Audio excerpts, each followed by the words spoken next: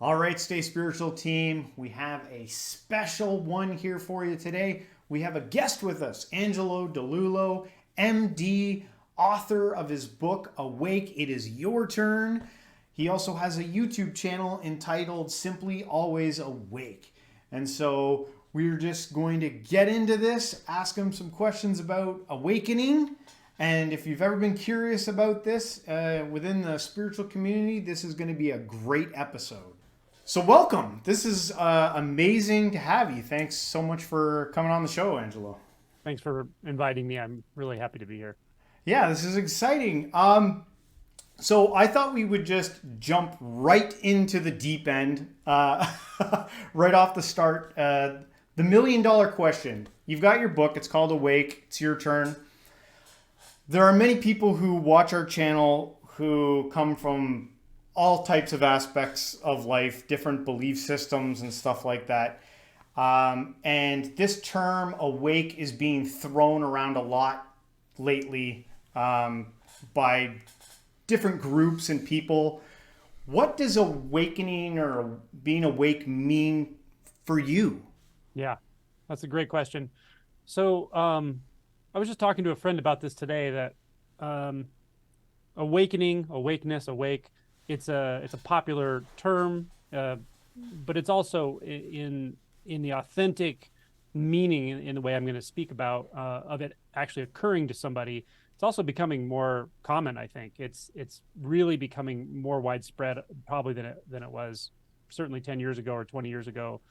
And so it's that the truth of that, the fact that it's becoming a more popular conversation and so forth, lends itself to some potential side effects. One is that, our minds are busy. Our minds make a lot out of things that aren't necessarily there, and so forth. So it's very easy to talk about things in imprecise ways, or just, there's no exact right way to talk about awakening necessarily, but it's easy to talk about it in ways that don't necessarily represent a fundamental shift in your experience of reality or your experience of yourself, or a shift in identity, which is exactly what I would call it. So I would call awakening truly a shift in what you take yourself to be that is undeniable, self-validating, thoroughgoing. It's very, very transformative, more than essentially anything can be. And it's hard to know why that is until it happens, but when it happens, it's extremely clear that something has fundamentally not just changed, but dissolved into something far more vast than you had even imagined was possible or the case of being. So it's not just an experience. There are many types of experiences: mystical experiences, psychedelic experiences, mind-blowing experiences, random experiences, caused experiences, and that's great. But this isn't by nature an experience occurring to somebody. It's a shift or a fundamental transformation in the one that experiences. So it is quite different than an experience, no matter how dramatic an experience is. So sometimes that distinction, I think, is helpful. I was wondering, I know you've explained this a lot, but maybe in the short form, because we have like a lot of questions we want to ask you. How did you fall in? How did you discover this? How did you fall into this? Well, so for me, the real answer is suffering. Like, I had a very, I would say, concentrated sense of something being wrong in my thoughts. I don't mean I was psychotic. I didn't have mental illness per se, although I did have some pretty significant anxiety, Hmm. but rather I could process. I could process information. I could function, but something about the nature of thoughts themselves, the nature of me taking myself to be a thought or a collection of thoughts and beliefs, that just felt very restricting somehow, very uncomfortable, and I couldn't not notice it. I couldn't just forget about it. It was like really at the forefront of my experience, by the time I was in my late teens into early 20s, and I had no idea what to do about it. But what was interesting is, in retrospect, it sounds even worse, but it was really a blessing in disguise that I had the sense that no one really, at least no one I had seen, and the usual ways we talk about therapy and things like that, I had the sense that wasn't really going to address this fundamental issue for me. None of those ways that people talked about feeling better and thinking about themselves. Like I could pick up something from that. There's some truth to those things, positive thinking and all this, but I fundamentally could just perceive that people were themselves perceiving things the way I was, and yet it didn't seem as distressing to most people. So it felt very hopeless in a way. It felt like, what kind of miracle would get me out of this? I have no idea. I didn't even really posit that there was a way out of that, um, until something clicked. And the way it clicked for me, and I've come to find out it clicks very differently for different people, but the way it clicked for me was hearing about enlightenment, hearing about Buddhism specifically, although that's not the only mode, of course. But hearing about it in such a way from a person who I'm almost convinced at this point had done it themselves, was talking about it in a very precise way that actually sort of transmitted the experience of it to me, the possibility. And when I was hearing this lecture by this person, this was an undergrad, and he was a guest lecturer in a class I was taking. I just raised my hand and I said, "Is that possible? What you're talking about? Is that possible, like in this lifetime?" Because I'd always thought of enlightenment and Buddhism as something that happens to monks and monastic people and takes lifetimes, and it's some super mystical thing that's beyond me. I This think a did lot of feel, people do. yes, they absolutely still do, of course. But whatever, however he said it to me, very much transmitted, like he just like handed me this message that said, it's nothing about that. It's nothing about these people from the past. It's nothing about some mystical stuff that you don't know about yet. It's actually way closer than all of that. It's so close that it's going to address, or can address, that fundamental pain you've been carrying around with you that felt so personal, so in a sense shameful, because it was like so hidden. And it was like telling me this message. It was saying, hey, that's what this addresses. And it addresses it in a very real way. And that hit for me. And I realized, whoa, okay. Another interesting aspect of this is, even though that happened and I felt it, I really genuinely felt something sort of start to shift a little bit. I didn't walk out of that classroom going, okay, I'm going to figure this out. I'm going to go join a temple. Like that didn't happen. For some reason, it was an instinct that it had to germinate a little longer, I suppose. Yeah. It took a couple years. And then a couple years later, I was meditating for a few years. I had learned to meditate at probably 19 years old. Meditation felt good, but it didn't have a transformative, not deeply transformative experiential aspect to it. So I was kind of carrying that around, I think, without thinking about it much, but I think the seed was planted. And then there was just a collection of events that occurred. One had to do with a breakup, like a romantic breakup. There was just a feeling of very intense contracted suffering up here in the head, and lots of self-referential thoughts. And I opened a book called The Three Pillars of Zen. And in that book, there's a chapter where they actually verbatim discuss how a teacher talks to a student in a very specific school of Zen, where they're working directly on breaking through this mind barrier. And it made sense. It made complete sense to me. It was, for me at that moment, the kind of thing where I said, I've suffered so much and I am suffering so much. I don't care if I die. I'm going to just keep doing this. I'm going to find my way through this. I have to. Like, and it felt instinctually like, this is time. There's no where else I can go right now. It was kind of exciting, but it was also very desperate, had a lot of desperation to it. Felt kind of ominous after a while. As I started to penetrate a little bit, I started to really dig in the way they were talking about. It felt big. Like, this is beyond anything I had experienced that I remembered. It was mysterious, didn't know what it was, but I also knew there was nowhere else I could go. I had to go deeper into this. And then a shift happened, and we can talk about that if you want to. Or I don't want to hog all the questions, so That's okay. I'm ruminating on some. So- I was thinking kind of the fertile ground for this experience to happen. Does it almost have to be through suffering, or can it happen any other way? Like, yeah, from what I've seen, there's very often a component of suffering. Now, when I say suffering, that can be really off-putting. Someone hearing this could say, oh, well, I don't want to have my life to have to get painful for this to happen. It's not that kind of suffering necessarily, because what's interesting is when I talk about what I mean by suffering, often people who would have previously said, I don't suffer, all of a sudden they realize they are suffering. They go, oh my God, that's what you mean by all that anxiety, all those thoughts all day long and feeling self-conscious. Yeah, that's what I mean by suffering. It feels so normal because we're so used to it that a lot of people wouldn't question it as something other than just the way life has to be. So it's not like you have to go out and add suffering to your life, but there is some recognition of our own suffering that often leads to this deeper investigation.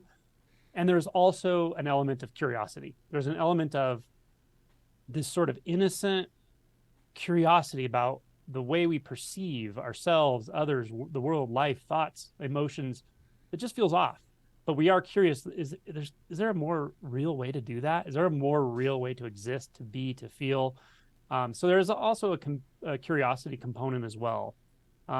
But I do want to say to anyone listening to this, the right roadmap is your roadmap. I don't tell people the right way to wake up. I show people that they know the right way to wake up. That's what I do. And so it may look different than anything I'm saying for you, but if there's something that's clicking in what I'm saying, if something's going, oh, wait a minute, that's what I've been wanting to address. I just didn't know it was okay. I didn't know how. You're already in a good place. That is fertile ground to wake up. You know.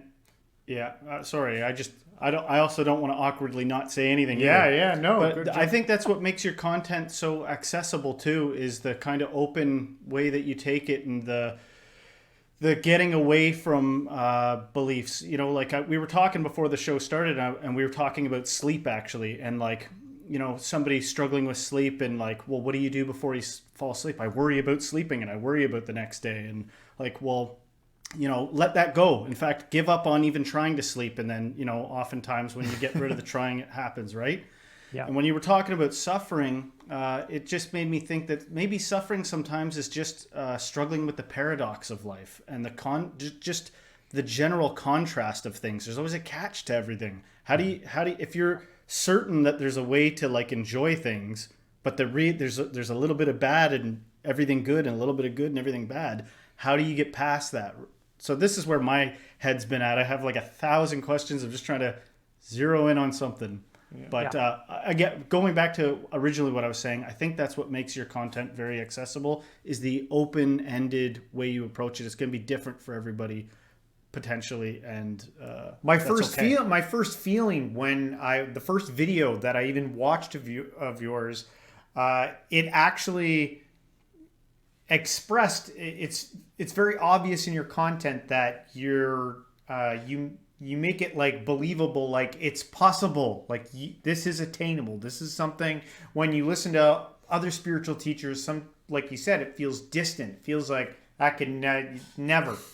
But you make it sound like it's attainable even in your book. Your book, you know, I'm trying to follow the process of the book and just take it slowly and go through it that way. But it feels like it's attainable, which is pretty good. I appreciate you saying that. Yeah, no, it is. Are there, like, when you had your awakening experience, I think I've heard you mention that it wasn't like you had arrived to the end, but that over time you feel like there's deeper and deeper awakenings. What is that? Like, is it infinite? Does it go forever? That's a really good question. So for me, I would say, roughly speaking, it happened in 2 phases. The first phase, I'm just going to call waking up to pure consciousness for the purposes of what we're talking about here. And that was when all of those thought structures that felt so challenging and binding and sticky, kind of what you were saying a moment ago about it feels like, well, I should be able to make myself happy, but why is there always a downside? And then I shift some attention or will over here, and then something else, there's another downside. It just felt like the game was fixed, you know. But I realized that was all thoughts. Like the thoughts themselves had that sense of like fractioning reality up and dividing my own internal experience up. When those barriers just dissolved into the boundlessness of consciousness itself, that was very, very freeing. It was realized I'm already anywhere I could ever have thought I wanted to go. I'm already there. The sense of seeking some place or some set of circumstances or even another person was actually made out of the thoughts. And when the boundaries of those thoughts came down, I was already in all those places. It just felt so expansive and complete in and of itself. And it was immediately available and true of everyone, for sure. But I could also see how the mind seems to still section it off if you're not really clear on what's happening. So it takes some discernment or practice to realize that. So that was one stage of it for me. That's and it would be technically called awakening. Now, beyond that, it gets very difficult to talk about. But I will just say that the next phase, which actually did have a few steps to it, a handful of steps to it, was something like the expansiveness, the consciousness, the beingness that was infinite, which felt very much like that. Itself was contained or seemed to be contained or structured. And I didn't notice that that itself was also a construct. And when that construct fell, it was infinite beyond a container. It was infinite in dimension, infinite in subtlety, infinite inwardly, infinite outwardly.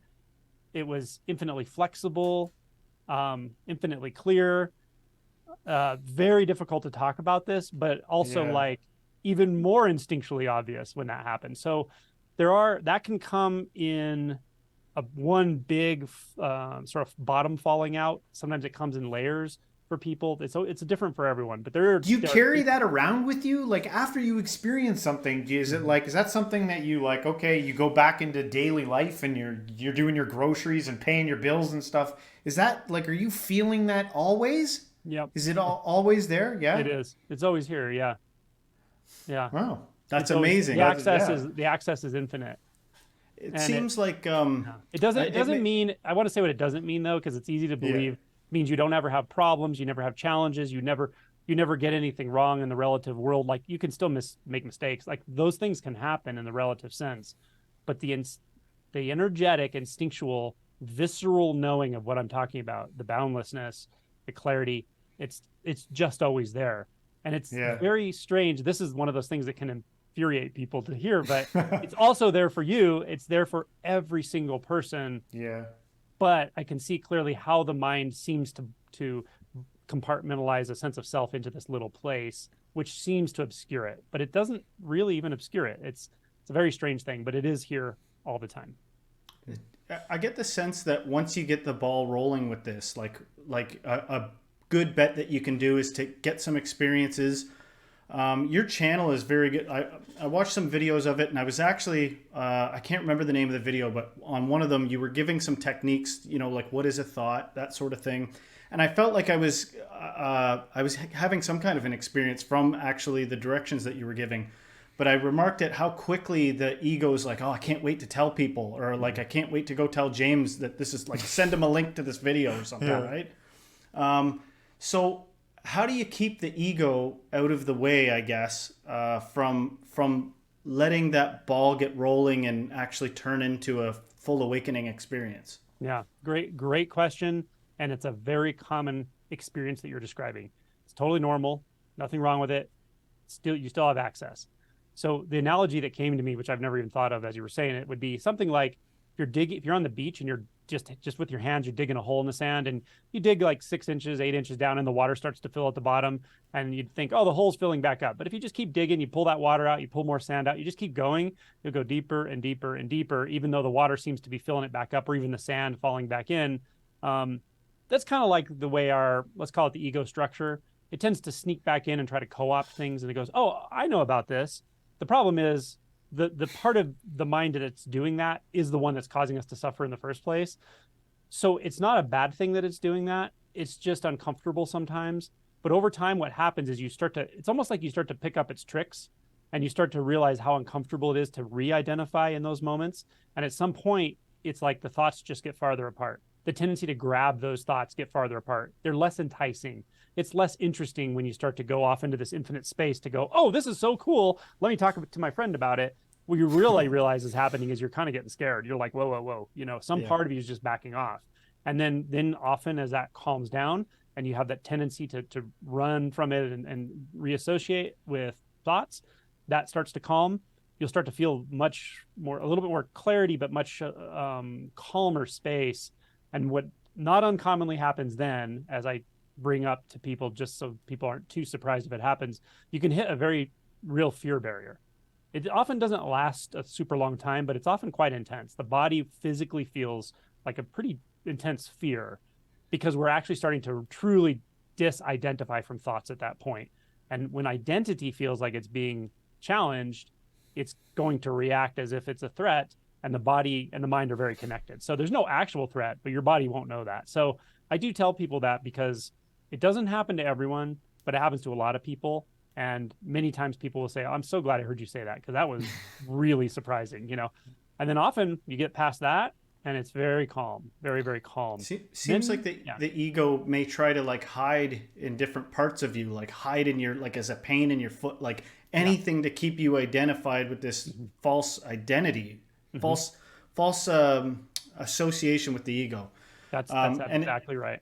And it's interesting, like there's an interview that you have on your channel, and I apologize again, I don't remember who it was with, but it's a good one. All your content's good for people watching, but it's you interacting with another person that I guess is awakened, if that's the term. I hope that's correct of me to say and assume, but there's a lot of like, it's like you recognize each other or something.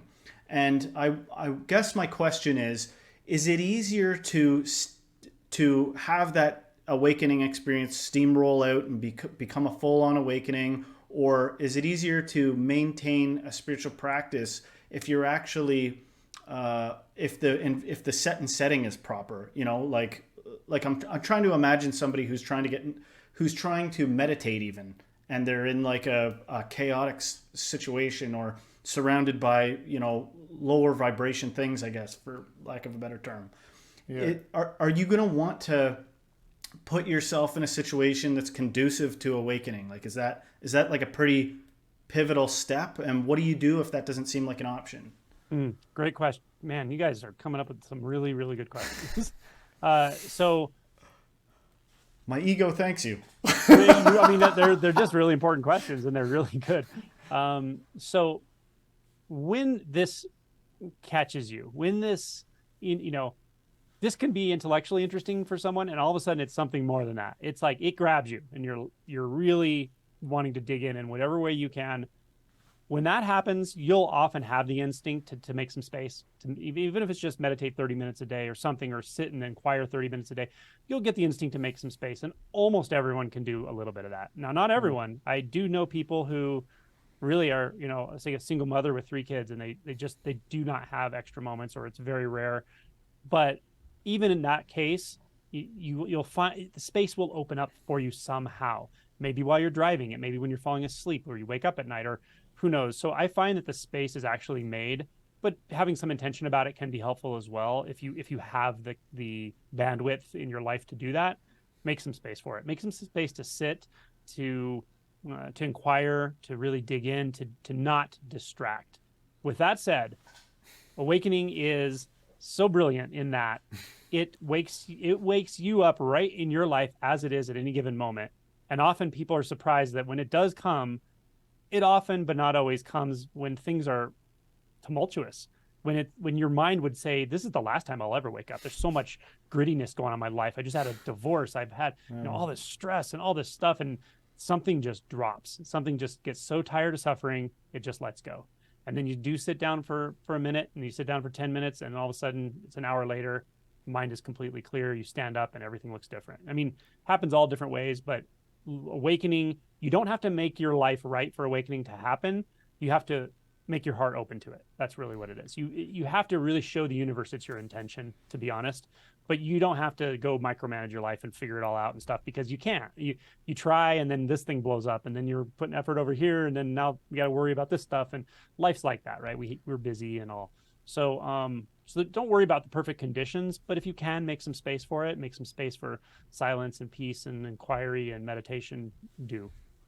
To piggyback off of what you just said there, as kind of like maybe a block, is intelligence a factor in awakening? That's a really good question. As I describe in my book multiple times, and I say frequently, one of the barriers to awakening, and barrier to me it doesn't mean it's going to prevent it, because if your heart is in it, nothing's going to prevent it. I mean, if it's the most important thing for you, and you really keep giving it your attention, something's going to it's going to shift. It may take 2 years, may take 2 months, I don't know, but it's going to happen. But when I say barrier, I mean something that kind of slows the process down and/or is a convenient distraction that's tricky. One of them is it's not that you're intelligent, but it's that you're intellectually approaching this. You're learning everything about it. You're learning all the suttas. You're learning all the stages and everyone that's talked about it. And you're intellectually approaching it. Like, the more knowledge I gain, the more likely I am to wake up. That's a bit of a mistake in evaluation. It's not about learning. And in fact, for people whose identity is tied into their intelligence, it can certainly be a barrier. Because without knowing it, you'll be using intellectual knowledge because it's comfortable for you in one sense. It makes you feel in control, makes you feel like you know. You'll be using that to kind of stabilize yourself. And this is a little bit about destabilizing the ego structure. So I don't think intelligence in and of itself is helpful or problematic necessarily. It's certainly not necessary. There are people who wake up very quickly who aren't what I would call intellectuals, who don't care to learn about any of the details about awakening or Buddhism or Hinduism or Advaita Vedanta or any of it. They don't care, and they don't even understand it or know it. But instinctually, they know what this is about. It's a wordless knowing. It's a non-conceptual knowing. People like that wake up very quickly often. So if anything, intelligence can be a bit of a hindrance if you're really identified with it. But you can go beyond it for sure. You can go beyond knowledge. This is so far beyond knowledge. The way we think about it, it's quite a thing. Yeah, well, yeah, I've heard you even say like, that like, yeah, the intellect can be a blockade, like trying to figure it out. Like, awakening's this thing, it's this thing, but it's really, you get that out of there. It's not that thing. We had kind of a silly question. We were just talking about. We were like, can animals be enlightened? That was kind of like, is there enlightenment without humans? Essentially, it's a really interesting question. Well, one part of me will say I can't know because I'm not an animal. I can't put myself in the side of anyone else's cognition or intellect or anything. Yeah. But I will tell you, the deeper realization goes, the more I resonate with the way animals move. There's a naturalness to them that is not just like I look at them and I learn something intellectual. Like, I energetically vibe with the movement. It feels I really resonate with just being around animals and being in nature in general. But by the technical definition of enlightenment, it's the knowingly being the sort of source void or something like that. Yeah. That an animal isn't knowingly that necessarily. Eckhart Tolle would say, they're at a state of consciousness just below, human self-consciousness. So they're not self-conscious yet. So they haven't taken the next step beyond self-consciousness. And yet there's something extremely fluid and simple about them. And there's a lot you can learn about them. They're very flexible. They don't hold on to energy very much. So they can get up, run around, do the thing they're doing, and then immediately they're back resting, meditating, just totally at peace. I love being around animals. It's just lovely. Yeah, it's interesting because I've even heard some people talk about like altered states of consciousness, maybe with like ketamine therapy or something. I've never done that, but people have said that in that state that they almost got a sense of like a diminished ego, I guess, and like getting the sense of being more creature like than that solid ego sense. And I just wonder if something to do with like an animal's consciousness is like not impeded by an ego, like the same way a human would, right? And that's the other thing. There's a lot of talk of this, which is, again, I think that's probably why it hinders the logical mind from like grasping it, is because it's all paradoxical, right? It's like you're not gaining anything. You're getting rid of all this beliefs, like you mentioned in some of your videos, that sort of thing. And I think what you said about intelligence, if anything, maybe being a hindrance, is probably going to bring some people some hope. Mm-hmm. I hope that makes people hopeful for it. Mm-hmm. But I also think if you do have an intelligence, maybe you could grasp the concept of like letting that go in a sense. Like there was a practice I was working on that I got a lot of relief from, which was essentially radical acceptance. The ego is always like fighting things, right? And so something I just stumbled across. I just was thinking one day and I was like, I'm like constantly resisting things. What happens if I accept all of it, accept my worst fears and just watch that for a while? Mm-hmm. And it was like a temporary, really strong effect. I was like, holy smoke, a ton of relief. But then the ego finds clever ways of coming back, and then it's like, it's back the next week. That's right. Yeah, those are, to me, things like that, experiences like that are quite pretastes of awakening. you're touching into to very deep truths. But as you noticed, that ego structure, it's doesn't take that lying down. It'll step back for a minute and then it'll find its way back in. That's why we really go after the identity structure with this type of stuff. But you're right on the money. When we get to this place of this kind of radical acceptance, there's equanimity is what people really want. I think it's what I wanted, but I didn't know what it was. It's what I thought I would get out of everything, relationships and money and security and all the things, the surrogates we chase. What I was really, really looking for was equanimity. Equanimity is just feeling like you're in the right place at the right time and you're okay. And that's it. And you feel, in a sense, you just feel connected that way, but you don't even have to worry about feeling connected because that's also, in a sense, a surrogate. It's just a deep, deep ease with life. I find myself saying like crazy stuff at get-togethers. I'll be like, I feel like in 50 years people aren't going to have to talk anymore. We're just going to be able to get together and vibe off each other, like this like monkey, sounds signaling to each other thing. And I think that because we're so logical, we're so philosophical, we're so logical. And it's like, it seems like the cause of our troubles. It's like the very thing we're trying to do, like you said, like accomplishing things and all this stuff to try to get somewhere is like the hindrance of our enjoyment of this experience. Yeah. It's like we have to create artificial internal worlds when we try to get somewhere. Like the seeking mind requires us to fool ourselves a little bit because we're not going anywhere. We're right here. But it's wonderful to be right here when there are no ego barriers anymore, when there are no sense of physical boundaries anymore. Not that you could go anywhere, but it's just so wonderful to be inhabiting of this experience, this non-dualistic experience. But yeah, when we start seeking in the mind and imagining, well, then I'll be happy if I can get that. And then we start imagining it, then we imagine strategies. Then that makes us feel a little bit out of sorts, right? Out of ourself. We're out of the body. We're getting a little disassociated into the mind. So then we find a mental way to cover that up. And right. And then it's really pretty quickly starts to become this propagating thought after thought chasing thought experience. And we're really going after breaking that spell in a very real way with that initial awakening. There's a lot of talk about ego death in the spiritual community, but I'm curious, like, is there a positive, useful place for that ego? No. No? No, I don't think it's necessary. The way I would define it, I've often say, my book, I kind of say this, and I say this when I talk about the ego in videos. Yeah. I don't want people to reify or solidify this idea of an ego like a little homunculus inside your head pulling levers. I mean, there isn't really anything in there like that, even neurophysiologically. It's just a set of processes. But the sum total of those processes has a certain, feel to it for sure. It has an internal subjective experience, but also has defense mechanisms. It has ways of kind of hiding things from itself. And when that just disentangles into this expanse of consciousness, you really kind of see it wasn't necessary. It wasn't necessary. It was almost like a nervous knot in the middle of consciousness that just never really did what it said it was doing. But bless its heart, it's trying. Like it just feels out of sorts, and it's trying to make itself feel better. But since it's sort of made out of division, it can only keep seemingly dividing consciousness. But the side effects of that just keep going on. So at some point, it just really clicks that whole ego mechanism, the selfing mechanism, it's not necessary. And the juice that we love about life, the real juicy stuff, which is equanimity and peace and the sense of freedom and just being in the right place at the right time, all of that's already here. It's built into this.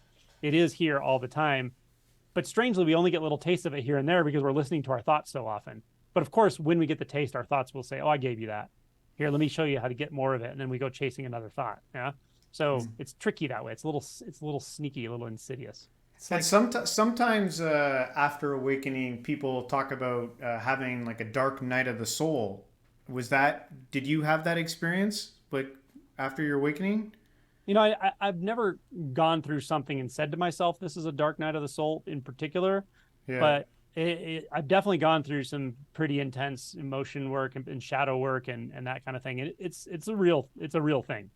What's interesting is some people highlight it and talk about it, find that valuable. Other people really don't talk about it much. But the people I know well that have gone through this process and are continuing to go through it, they go through a good amount of shadow work. But that initial shift is so expansive in a sense that it opens up a vast amount of space to do this work. That's the best way I can say it. It Yeah. becomes quite gritty in a sense. It becomes very granular. You kind of go down through the emotion body and through any spaces that you've avoided, and you can't not do it. You have to see it all and feel it all. But it turns out to be okay. And over time, it starts to feel very intelligent. Like, yeah, this is exactly where I've really always wanted to go. I've been avoiding it, but this really is where I want to go ultimately. And it's paradoxical, but in those depths of the visceral, gritty experience of aliveness, you find more expansion in a sense. It's a paradoxical thing. It's like the deeper you go in, the deeper you go outward, and they're very much interrelated. And usually, at some point, I wouldn't say that the shadow work or that internal investigation of shadow material and emotional material just stops. It never completely stops, I would say, but it does often come to this place where it's much more mild and tolerable. And what's very much primary experientially is the clarity, the peace, the quietude that's always available, and the ease, just knowing that even when things really don't go like you would think you want them to, they're fine. Everything's really okay. Can enlightenment change you physiologically? Like let's say that somebody's got a lot of trauma or like an actual mental illness or something like that. And I think that if that is the case, that's like a good thing to address, whether you're, also seeking enlightenment or not. Like the more I look into it, the more I think about this, I think trauma work's pretty important, especially our day and age. And same with like approaching mental illness seriously. But can awakening actually like solve some of those issues? You mentioned that there's like an intelligence and a vastness in there. Like, I'm not awakened, so I don't know. I have no reference for that really, or I don't know it. But when you experience that, can that intelligence kind of like lead your body? I'm struggling to have the words here because yeah. No, I get what you're asking. So I've seen this play out in so many ways with so many people that I have a lot of reference experiences, and I can say it's done some really interesting things to people. It can change your physiology sometimes. It can make some sort of disease processes seem to go away, but there's no counting on that. It's very unpredictable, I would say. It certainly doesn't just eliminate all your health problems or something like that. I would not expect that, and it probably won't do that. As far as mental illness specifically, I'm always a little cautious, mostly just because of stability. If somebody's had mental illness with instability, has had psychosis, inpatient treatment, things like that, doesn't mean they can't wake up, but I would be cautious, and I would work really closely with somebody, like someone that you live near, that at a teacher at a temple or something, a Zen center, someone who just has worked in this space before. That's the kind of thing I generally recommend with somebody with mental illness, but it really depends on the severity and so forth, and your stability. If you feel reasonably stable in life and have for a long time, you'll probably do fine with this. Have I seen it cure mental illness? I've seen people. So anxiety and depression, it often does cure. Yeah, those are so pervasive, and they are mental illness technically based on the way we define mental illness, but they are also largely, in my experience, in my opinion, they're largely they're the medical way we describe suffering, to be honest. And so I find those tend to go almost completely away, if not away. For me, I had pretty severe anxiety, even like sort of panic stuff when I was younger. I don't have anything like that anymore. Depression, I would say I was less prone to it. I probably had some form of depression. Don't have it. I can feel deep sadness. There's no depression. Things like that. So now with something like bipolar disorder, where you're on mood stabilizer medications and things like that, I always tell people to be very cautious, especially right after an awakening or something, because it's such a shift and change. It takes time to integrate. That's probably not the time to try to go off meds or something, and never do it yourself. Always work with your your prescriber, and do things slowly like you should. But I've seen it take people with bipolar disorder that was much more prominent in their life and make it much more manageable. So that's the best way I can summarize that. Something like schizophrenia, again, that you got to be really careful with because there's psychosis and stuff. I have known people who have schizophrenia who work with this stuff. They're very cautious with it, which is good, I think, from what I've seen, and take it slowly, and that's what you should do. But similarly, I wouldn't expect to suddenly not need antipsychotic medications or something because it is a neurophysiologic process. Similar to like diabetes, I wouldn't expect someone to wake up and just tell them to stop taking their insulin or something. It would be not a good idea. So that's generally how I would say it. Like one of the funniest things for me was when I learned to meditate, strangely, was a few years before awakening.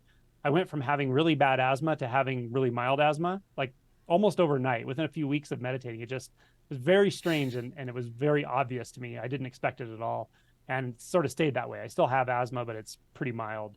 So, you know, anything that unties these like dualistic knots and these energetic knots and all this stress that we carry in our bodies and minds, definitely has the potential to calm things down, especially that have to do with anxiety and stress and stuff.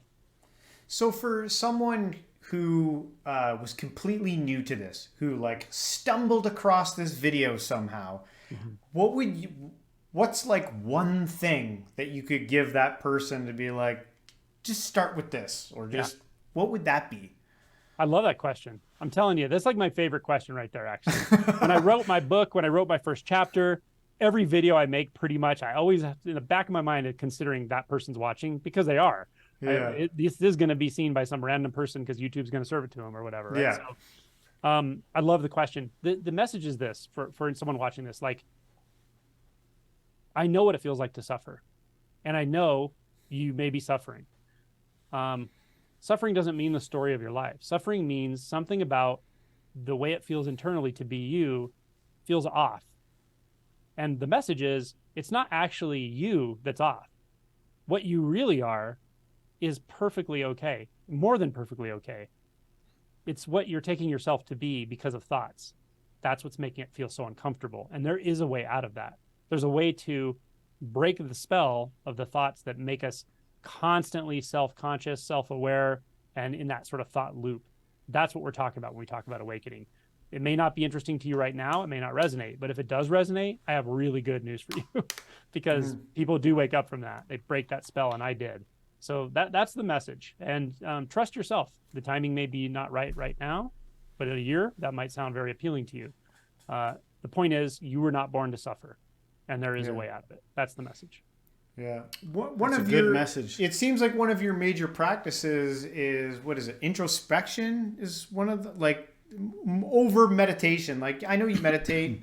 I kind of meditate. I feel a little bit like you, where like I've done a lot of meditation and I just don't feel like that's kind of got me exactly where I want to go. And you talk a lot about, do I got that right? Introspection? Like I don't use the term introspection a lot of times. I use the term self-inquiry. Self-inquiry. Sorry. Yeah. Self-inquiry. Introspection's good too. I mean, what I really try to do is, one way or another, I try to get somebody to direct their attention back inward in a way that they look back at the most fundamental sense of who or what they are. Something that they've been looking from for so many years, and then looking from through the lens of thought for so many years that they've actually forgotten was there. That's really what I'm ultimately getting somebody to like look back into somehow, feel back into. In Zen, it would be called like taking the backward step. Now, there are many ways to do it. You can do it through self-inquiry. Who am I? And then the thought will say, well, I'm Joe. I'm born in Sacramento. Okay, those are thoughts and memories.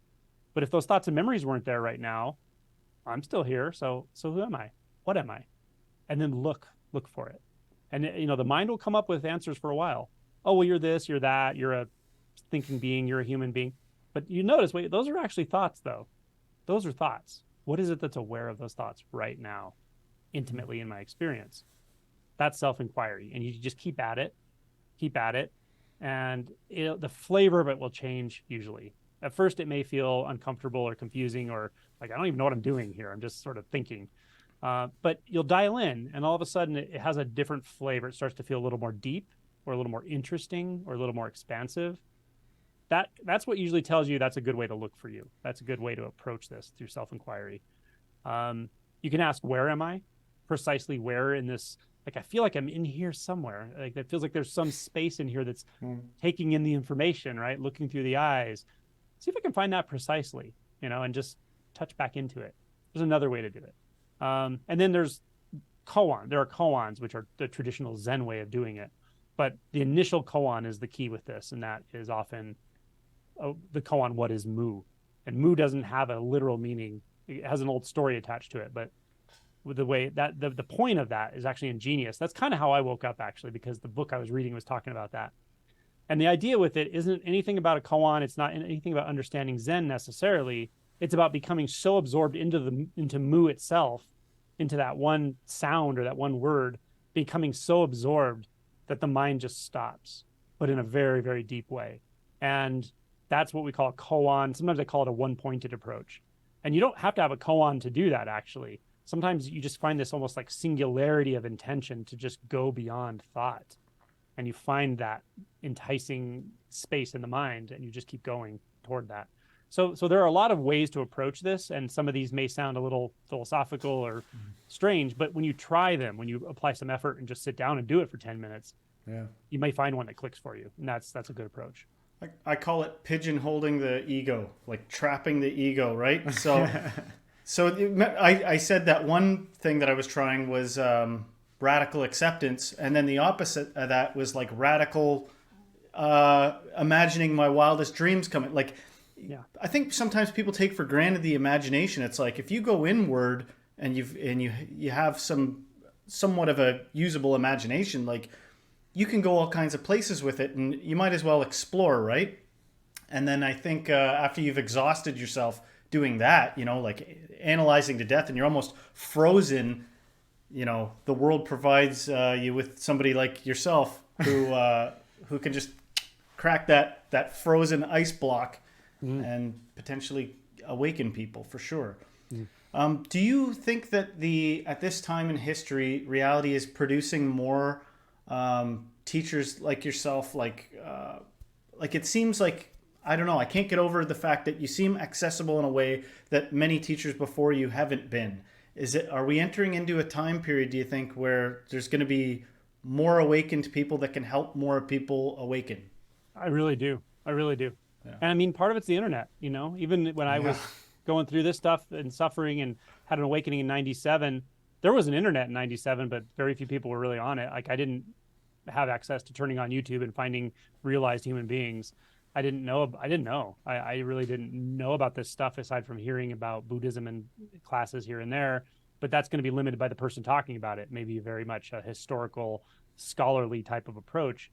But you have access now on the internet to people who are very much awake, and it's a profound effect I've found. And it's interesting. I didn't talk about this for many years at all until I did, and something just started happening where I was just chatting with people and noticing shifts in them. But I've seen some remarkable awakenings. Just very surprising how fast people can wake up. It's not everyone, and it doesn't have to be, and that's fine. You don't necessarily want to wake up really fast because it's a very, very steep, intense experience to go through. It's really quite something. But it's amazing that it happens. And sometimes it feels like happenstance. Like I just bumped into that person, and just that random encounter really triggered this unwinding of their whole ego structure and all that. So I think, wow, what's going to happen when they bump into somebody and that person bumps into somebody? So I do think it's sort of snowballing, to be honest. I'm thinking about kind of like the scientific community, and a quote, and I'm going to totally butcher this, but I was thinking of that Nikola Tesla quote where he talks about when science finally, moves beyond just the simple materialist paradigm and starts exploring more things like what we're talking about right now, the doors will blow wide open on what we can accomplish. Do you think that we're getting close to that? Like, because now that this message, like 10 years ago, I didn't know that this was even a thing. Like we did, like you introduced me to spiritual teachers probably in 2016. Like not that, like before that, I didn't even know non-duality, awakening, enlightenment. I didn't even know that was a thing. How did we miss that for all of the majority 90s of our lives? And then all of a sudden it's like, what is this? What is this thing? Yeah. I'll tell you, when I read that section in the 3 Pillars of Zen in 1997, it was a couple weeks before awakening for me. I didn't know that, but it didn't take long because I was so ready for it. But that's exactly how I felt. Like why isn't everybody talking about this? Why isn't everybody shouting this from the rooftops? Because I've been looking for it my whole damn life and I didn't even know it. Like, how is this just hidden in some random book? Then it's like, well, where else is it? Obviously it's other places in the world, but I hadn't come in contact with it. So it really is it's just such a powerful thing that we're talking about. It has a way of propagating itself that just, I already know talking to you guys, this is going to affect people. Some people are going to watch this, go, I don't know what they're talking about. Some people are going to watch this and they're going to blow themselves wide open. It just happens. I can't predict that, but I've seen it again and again and again, and it has very powerful effects. I'm not saying Angelo has powerful effects. I'm saying whatever this movement is that woke me up, that allows me to talk to other people, and they seem to wake up, and then they wake each other up, and it really starts to propagate. It's very powerful. And good. Yeah. So yeah, let's have less people angry at each other in traffic. Well, you talk a lot about like fertile soil. Maybe much of what is going on in the world right now, especially like maybe this is allowing for that. Like, do you see awakening as like an evolutionary process? Like, is this what humanity needs to go through to get to the next stage, all like collectively? Yeah, it's a really interesting question. There's a very strange thing about this awakeness that we were talking about, and I'll say it, and it can sound bad, but it's not, because it's just part of the story. But there's something here that doesn't actually care how anything goes, because it's already perfect. There's perfection in everything, life, death, all of it. It's just utter perfection. So I really don't have my finger on the scale. It's interesting. I don't have a dog in the fight, but somehow out of that complete equanimity about the way the world is and where it's going to go, comes this strange expression that seems to really help people wake up. In the relative sense, I actually believe without a mass awakening, we might doom ourselves. Like, we have so much technology, power, but we also have world situations that are pretty dire, obviously, in many ways. And all like, we're facing monumental challenges on a global scale, geopolitical stuff, like everything. Yeah. So I really do think that mass awakening is kind of what we need. But just what you said, when you said there's an aspect of this thing that it's already equanimous or whatever, it's already balanced and peaceful and perfect. That like gave me relief in real time. Mm-hmm. But I agree with you. That it's almost like the nature of the ego is, and I didn't coin this, but I remember it. It's almost like the nature of the ego is it wants to survive so bad it'll destroy itself to do it. Like, that's right. I will survive, and if I can't win, then I'll blow the whole thing up, type thing. And it would be nice that the more people, I think, could be enlightened, so that at least if that happens, we get a good light show and we don't, we enjoy it or something. That's a really good point. So, Angelo, I guess my last question for you is, what are you up to? What can people who are doing this, they see this conversation that we're having, where can they find you? What are you up to? What do you got going on? Let our audience know. Sure. Yeah, for sure. So I have a website called simplyalwaysawake.com. If you go to www.simplyalwaysawake, all one word, .com /links, you'll find links to literally everything I have. And I have a lot of stuff. I have an app that's got guided meditations that are very direct, non-dual type guided meditations. They're all free. It's like there's 70 of them or something. I have a page you can go to look for retreats. If you want to go to retreats, I have my YouTube channel, TikTok, like whatever your flavor is, whatever you like. I have Instagram. So He's everywhere. I put out videos all over. I really just try to reach different people and different demographics. Just recently started a Hindi channel. So if you speak Hindi, my videos are dubbed into Hindi. I started a Spanish channel today. They're going to be dubbed into Spanish and then Chinese or Mandarin. Oh, wow. So all those are available. And I would say really start with my book if you're interested in this. The book is the most, not necessarily concise, it's the clearest, because it took me a long time to refine all the language and point just the way I wanted to. And, even though writing can be really, can take a long time and be arduous, it's beautiful in that you can say exactly what you want to say if you take enough time to say it and do enough revisions. And I did. So my book really is the go-to if you really want to pick this up. And then second to that, I would say check out my YouTube channel and look at my Basics of Awakening playlist. and my Awakening Approaches playlist. I have everything in playlists on my channel from beginning to end, and emotion work and all the different things. So those are where I would start if somebody's interested. There are other good teachers. Check out Eckhart Tolle has a book called The Power of Now, which is very accessible. It's a wonderful book. It's really a sort of gateway book for a lot of people into classic. It's a awakening and classic. non-duality. It's beautiful. It's beautiful. So Eckhart Tolle, and there's another teacher named Adya Shanti that I just love, and I like to say his name a lot because his writing is wonderful, his retreats are wonderful, and he's just a really great teacher. So there's tons of resources out there. Check them out. Wow. Amazing. Well, Angelo, thank you so much for this time. This was amazing. Thank you so much for doing this. This was great. And I hope people, they go and they find your stuff. Thanks, guys. You were awesome. Thank you Your again. questions were extremely well thought out. It was just a blast. Really fun. Thank you.